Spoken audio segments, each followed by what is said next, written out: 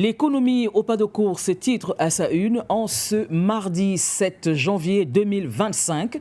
L'économie titre donc « Endettement des pays de la CEMAC, l'urgence de sortir des griffes du FMI ». Les programmes économiques avec le Fonds monétaire international visent au mieux le redressement ou la résilience de l'économie pour limiter la chute et non pour avancer et décoller selon une analyse. Rendez-vous en page 3. Taxe sur le transfert d'argent, le champ d'application élargi aux banques. Et Sunu Jar de Cameroun, qui a Vincent Ongonon-Nzomo, nouveau directeur général. Performance, Cori Asset Management porte son capital à 300 millions de francs CFA. Rendez-vous en page 7. Incident, ce qui s'est passé avec le Boeing 737-700 de Camerco. Le quotidien Le Jour titre à sa une route Yaoundé-Douala, la circulation s'améliore. Les travaux lancés par le ministère des Travaux publics permettent désormais de rallier plus vite les deux métropoles. Vous pourrez donc lire l'article en page 6. Douala, Alice Nkom attendue au tribunal militaire le 14 janvier. Rendez-vous en page 3. Des actes de naissance pour 14 000 enfants fantômes. Rendez-vous en page 2 et 3. La voix des Alpha Echo, voilà, Alpha Echo plutôt titre BDAC. Eche Homo, route Douala Bonepoupa, le saut qualitatif. Et puis l'entreprise en charge des travaux sur cette route démarre la mise en œuvre de la couche, voilà, de la couche de base au point kilométrique 2 plus 700. On est donc en page 4. Gestion des ressources humaines de l'État. Aigle prend son envol. Et on enchaîne avec la voix des entreprises. La voix des entreprises titre à sa une. Budget 2025, près de 1400 milliards de francs CFA pour les infrastructures. Régie du terminal à conteneurs, 5 ans de gestion à succès célébré. Joseph Abena, nouveau directeur marketing et communication, zone CEMAC. Et puis Cameroun Water Utilities Corporation, les comptes de 2023 en nette amélioration par rapport à ceux de l'exercice précédent. Rendez-vous donc en page 5. Mutation n'est pas en reste, vie chère, voyant au rouge. Et mobilité urbaine, quelle solution pour Yaoundé et Douala? Et puis, présidentielle 2025, le fichier électoral fait polémique. Et quotidien, Léonce Yassé, directeur général de NCIA, Banque Côte d'Ivoire. Nous discutons de certaines opportunités sur le marché bancaire camerounais. Et puis énergie, agriculture, mine, route, gouvernance. Les perspectives optimistes de Paul Biya pour l'année 2025. Commerce extérieur, les perspectives sont reluisantes pour le terminal à conteneurs du port de Douala. Sunu Assurance Cameroun, Vincent Ongono promu au poste de directeur général. Le soir, on n'est certainement pas encore le soir, on est encore en mi-matinée. Multiples sorties de certains évêques, leaders des partis politiques et de la société civile. L'UPC condamne toutes les actions de fragilisation des institutions de la République. Dans un communiqué rendu public, l'honorable Robert Bapo Lipote exige le respect de la souveraineté du peuple camerounais. Rendez-vous en page 4. Saint-Sylvestre et Nouvel An 2025, le MINDEF communie avec les troupes à Touboro. Lancement d'un projet national pour la paix dans le secteur des transports, attrapade au four et au moulin pour la sécurisation des élections au Cameroun. Cameroun Tribune, le quotidien mariage coutumier, la nouvelle alliance grâce à une disposition de la loi du 23 décembre 2024 portant organisation du système d'enregistrement des faits d'état civil au Cameroun. Les époux doivent déclarer le mariage coutumier à l'officier d'état civil aux fins de transcription.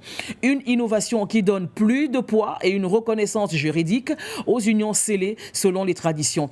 Quelles implications pour les couples concernés, leurs enfants et leurs familles? Si vous êtes intéressé par cet article-là, eh bien, je vous donne rendez-vous en focus en page 21 et 23. Le Messager n'est pas en reste, veut pour 2025 le requiem du consensus politique. En plus d'ouvrir la boîte de Pandore d'une élection présidentielle électrique, les messages des vœux ont allumé avant l'heure la mèche des hostilités, des points de rupture au scrutin d'octobre prochain. Canton Bakoko du Vouri, Samuel Eto'o à Nobly.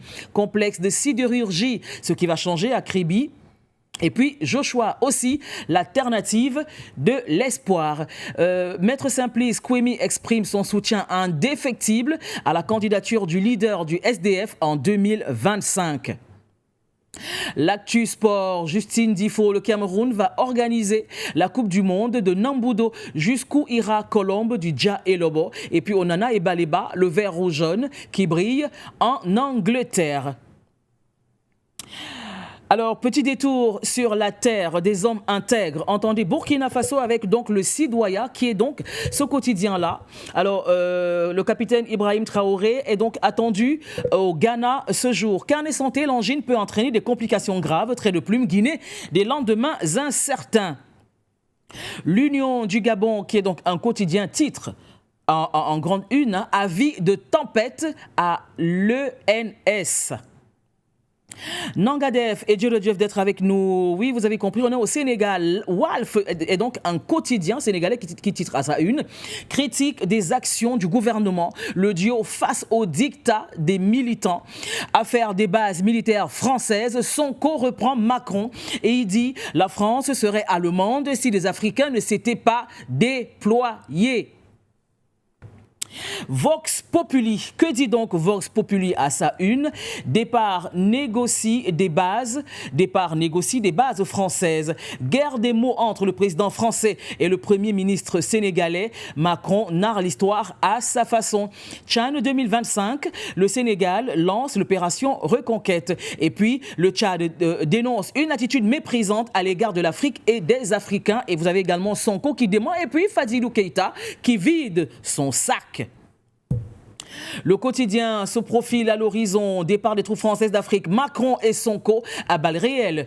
Le président français, comme on est très poli, on leur a laissé la primeur de l'annonce, mais il a fallu les pousser. On a oublié de nous dire merci, mais ce n'est pas grave. Et Sonko de répliquer, aucune discussion ou négociation n'a eu lieu à ce jour. Si les soldats africains ne s'étaient pas déployés pour défendre la France, celle-ci serait peut-être aujourd'hui encore à Le Monde. Fadilou Keïta continue sa rébellion et puis la justice a eu la main lourde. Le GP, entendez le grand panel, titre donc à ça une retrait des bases militaires françaises. Relations France-Afrique, Dakar et Paris s'éloignent. Déjà glaciales, les relations entre Dakar et Paris risquent de se détériorer après cette guerre informationnelle entre Sonko et Macron. Ousmane Sonko a froidement rejeté les affirmations de Macron sur le départ des bases françaises du Sénégal ainsi que sur d'autres sujets. Dakar et Paris ne parlent plus le même langage. Nomination CNRA. Le CDEPS dénonce une entorse et pulvérise Alioune Sall. L'exclusif se profile également. Nomination polémique, vive tension au sein du parti présidentiel. PASTEF, l'heure du partage du butin, les risques d'implosion et le projet en relégation Marem Khan. Plume citoyenne, c'est PASTEF qui détruira. Le PASTEF, tout groupe conserve en son sein les éléments de sa propre destruction. Et puis les vérités de Baye Marioro Diop, chancelier Affaires étrangères et membre MONCAP au PM, ce que je crois. Et puis, pour terminer donc, retrait armée française en Afrique. Macron répond à Sonko. Autoroute Ila Touba. Les travailleurs réclament leur salaire et dénoncent les contrats précaires. L'indépendant, on va donc vérifier si l'indépendant est tant que ça indépendant. Sonko, taillade, Macron. Fortune diverse, le CDEPS déchire le décret. Rakikan rend le tablier.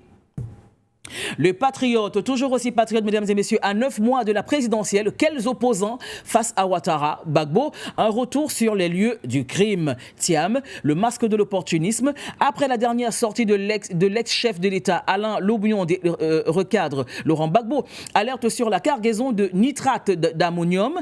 Aucun danger pour les populations. L'avenir est-il certain? On va donc le voir dans quelques instants. Pris en flagrant délit de falsification de l'histoire, Laurent Gbagbo, trouble des mémoires ou mauvaise foi. La question est donc posée à la une de l'avenir. La vérité que veut cacher l'ancien président sur le charnier de Yopougon et l'éligibilité de Ouattara. Séparation réussie de Siamoise à l'hôpital Mère et Enfant. Dominique Ouattara salue une prouesse médicale et scientifique. Affaire, une bombe flottante dans les eaux ivoiriennes, le port autonome et les experts assurent les populations, le bateau et la cargaison ne présentent aucun danger.